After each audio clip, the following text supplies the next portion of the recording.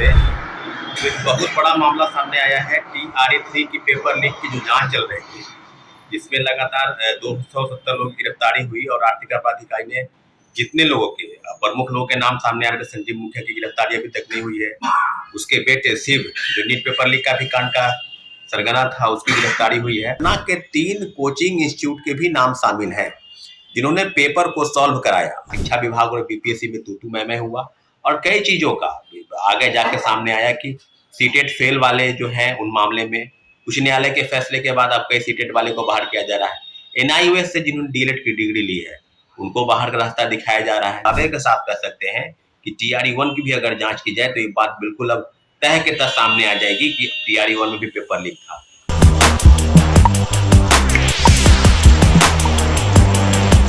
नमस्कार, मैं अनुकुल तिवारी और आप वॉइस अब देख रहे। देखिए, आप अच्छे से जानते हैं कि बीपीएससी TRE-2 का जो पेपर था वो लीक था, लेकिन उसके बावजूद कुछ नहीं हुआ। बाद में पता चलता है कि पेपर लीक था। ऐसे में छात्र नेता सौरभ जो हैं वो बोल रहे हैं कि आखिरकार बिहार सरकार इस पर चुप क्यों है और कौन से ऐसे कोचिंग संस्थान, कौन सा ऐसा शिक्षक है वो 3 शिक्षक सामने आए और खुद गिरफ्तारी दे।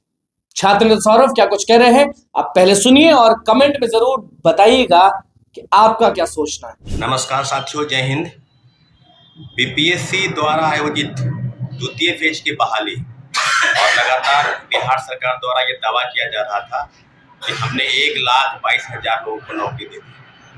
और कल एक मामला जो है प्रकाशित हुआ है न्यूज़पेपरों के माध्यम से। एक बहुत बड़ा मामला सामने आया है। TRA-3 की पेपर लीक की जो जांच चल रही थी, जिसमें लगातार 270 लोगों की गिरफ्तारी हुई और आर्थिक अपराध इकाई ने जितने लोगों के प्रमुख लोगों के नाम सामने आ रहे थे, संजीव मुखिया की गिरफ्तारी अभी तक नहीं हुई है।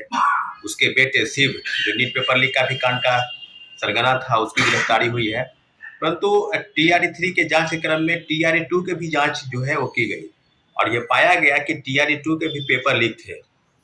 तो साथियों, आज विषय पर पूरी तरीके से अब इस बात पर मंथन हो रहा है कि TRE-2 के जो पेपर लीक थे उसमें किन किन चीज़ों का जिक्र किया गया। क्या सरकार की गंभीरता इस बात से नहीं थी कि पेपर की जांच अगर कराई जाती है और जिस प्रकार से कई तरह के कारनामे सामने आए, सर्टिफिकेट वेरिफिकेशन में जो लापरवाही बरती गई उसको लेकर, और दूसरे तरीके से पेपर लीक।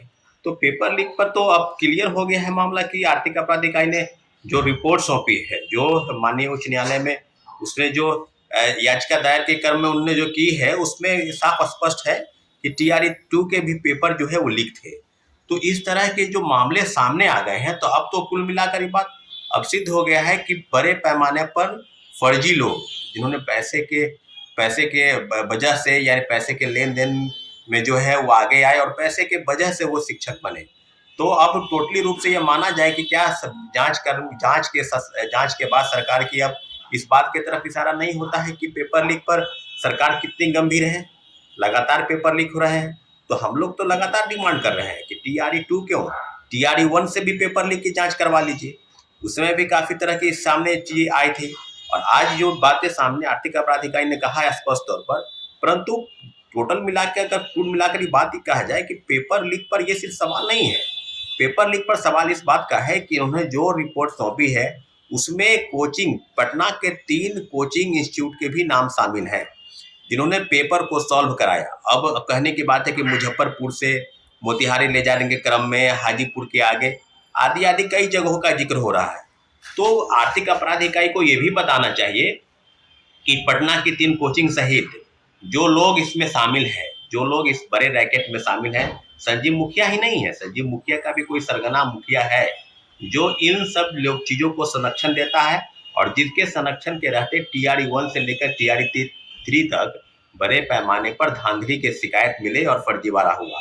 दूसरे तरीके से बात की जाए तो हम लोग लगातार सर्टिफिकेट वेरिफिकेशन का बात कर रहे थे कि सर्टिफिकेट का वेरिफिकेशन जो है वो बीपीएससी अपने स्तर से पहले कर ले, डॉक्यूमेंट वेरिफिकेशन, तब रिजल्ट का प्रकाशन करे। यानी 1.5 गुना रिजल्ट का प्रकाशन जो है सर्टिफिकेट का वेरिफिकेशन वो करके 1 से लेकर और 11-12 तक, यानी प्राथमिक से लेकर उच्चतर माध्यमिक के जो भी रिजल्ट का प्रकाशन है उसमें पूरी तरीके से उस चीज को पारदर्शिता के साथ लागू करे, ताकि कोई भी फर्जी तरीके से बहाल नहीं हो जाए।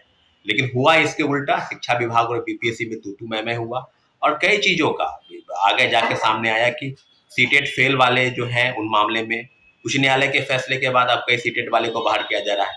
NIOS से जिन्होंने डीएलएड की डिग्री ली है उनको बाहर का रास्ता दिखाया जा रहा है। फर्जी डोमिसाइल सर्टिफिकेट, दूसरे राज्यों के लोग जो है बड़े पैमाने पर फर्जी सर्टिफिकेट, खासकर उत्तर प्रदेश और झारखंड के लोग जो हैं वो डोमिसाइल सर्टिफिकेट बनाकर इस परीक्षा में बहाल हो गए और शिक्षक बन गए।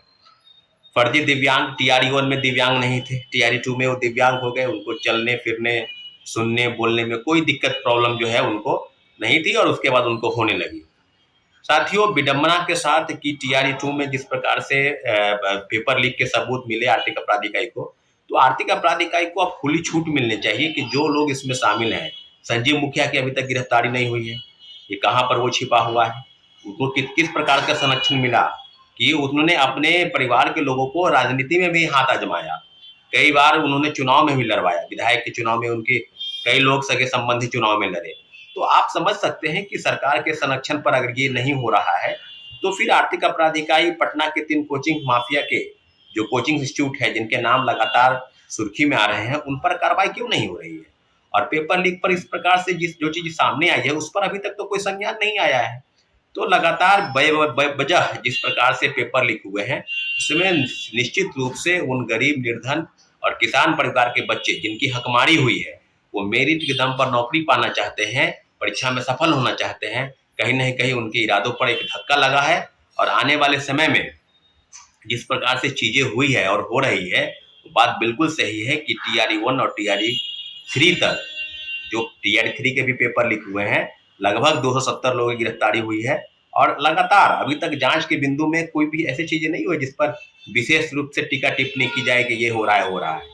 लेकिन इतना जरूर है कि TRE 1 से और TRE 2 में जो गड़बड़ी हुई है अब पक्का हम पूरे दावे के साथ कह सकते हैं कि TRE 1 की भी अगर जांच की जाए तो ये बात बिल्कुल अब तह के तह सामने आ जाएगी कि TRE 1 में भी पेपर लीक था।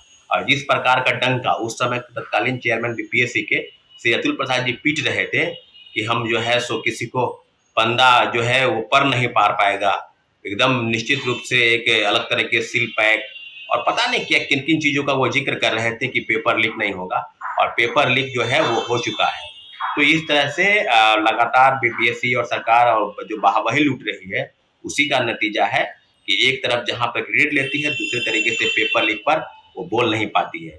तो आने वाले समय में एक बहुत बड़ा प्रोटेस्ट जो बिगुल है वो कोचिंग इंस्टीट्यूट माफिया, सरगनाओं और जो इसमें शामिल है उसमें सरकार के सिस्टम के खिलाफ हम लोग लड़ने के लिए तैयार हैं और आने वाले समय में ये आपको देखने को भी मिलेगा।